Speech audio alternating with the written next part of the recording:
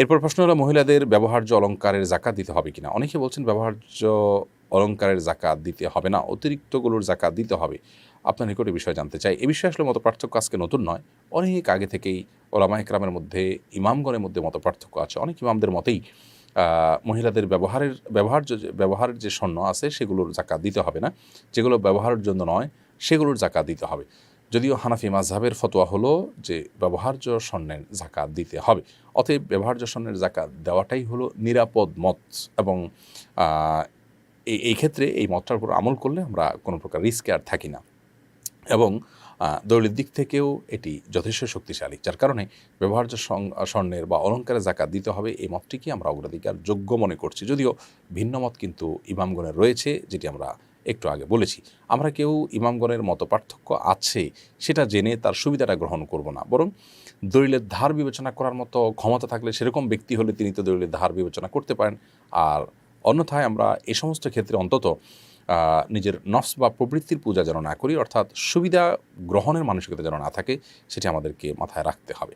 ইউটিউবে সাকিব আপনি লিখেছেন, জাকাত কি একসাথে আদায় করতে হবে নাকি ভেঙে ভেঙে আদায় করা যাবে বিভিন্ন সময়? জাকাত একসাথে আদায় করতে হবে এর মানে যদি আপনি এটা বুঝিয়ে থাকেন যে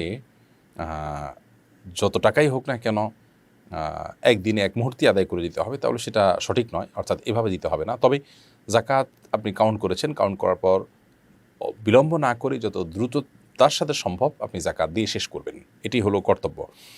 ভেঙে ভেঙে আদায় করলে জাকাত আদায় হবে, কিন্তু ভেঙে ভেঙে আদায় করার মানে যদি হয় যে বছর জুড়ে আপনি সেটা আস্তে আস্তে দিচ্ছেন, তাহলে সেটা অনুচিত কাজ হবে। কারণ আপনার জাকাত ফরজ হয়েছে আপনার অর্থ বছর পূর্ণ হওয়ার পর, সেই ফরজটাকে আপনি বিলম্ব করলেন, সারা বছর জুড়ে দিচ্ছেন মানে বিলম্ব করলেন, এরকম একটু করা উচিত নয়।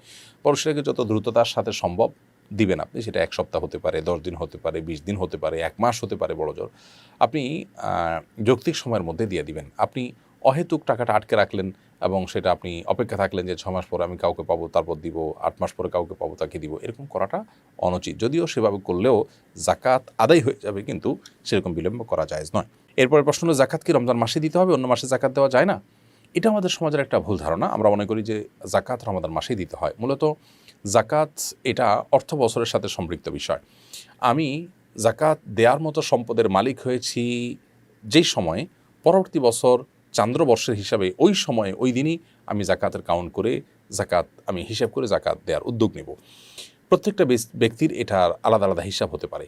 যদি কেউ রমাদানে দিতে চান, ধরুন রমাদানের আরও 1 মাস পরে, আরও 2 মাস পরে, আর 3 মাস পরে তার জাকাত আসবে, তিনি রমাদানে দিতে চাচ্ছেন, সেই হিসাবে 3 মাস আগেই হিসাব করে দিয়ে দিতে চাচ্ছেন, আলহামদুলিল্লাহ, হতে পারে। অর্থাৎ কেউ আগে দিতে চাইলে সেটা দেওয়ার সুযোগ আছে, বাট রমাদানেই জাকাত দিতে হবে ব্যাপারটি সেরকম নয়। আমরা অনেকে মনে করি জাকাত দেওয়ার মাস বোধহয় রমাদান মাস, আমার টাকার মালিক আমি যে মাসেই হই না কেন হিসাব আমাকে রমাদানেই করতে হবে, এরকমটি মনে করার সুযোগ কিন্তু নেই। এরপরে প্রশ্ন হলো, সারা বছর অনেক টাকা দান করা হয়, রমজানের সম্পত্তির হিসাব করার পর বিগত দিনের দানগুলো কি জাকাত হিসাবে কাউন্ট করা যাবে?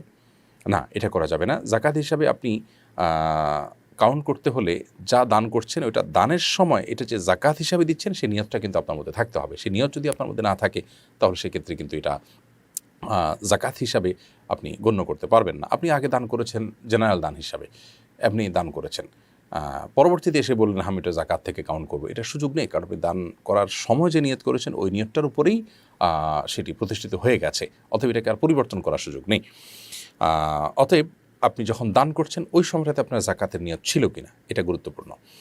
জাহিদ হাসান আপনি লিখেছেন ইউটিউব চ্যানেলে, আমার কাজের জন্য 3টা কম্পিউটার, ফ্রিজ, ফ্যান ও বাকি টাকায় কেনা কিছু ফার্নিচার আছে, আর মোট জিনিসের দামের তুলনায় ঋণ বেশি, সেক্ষেত্রে আমার জাকাত হিসাব কি হবে?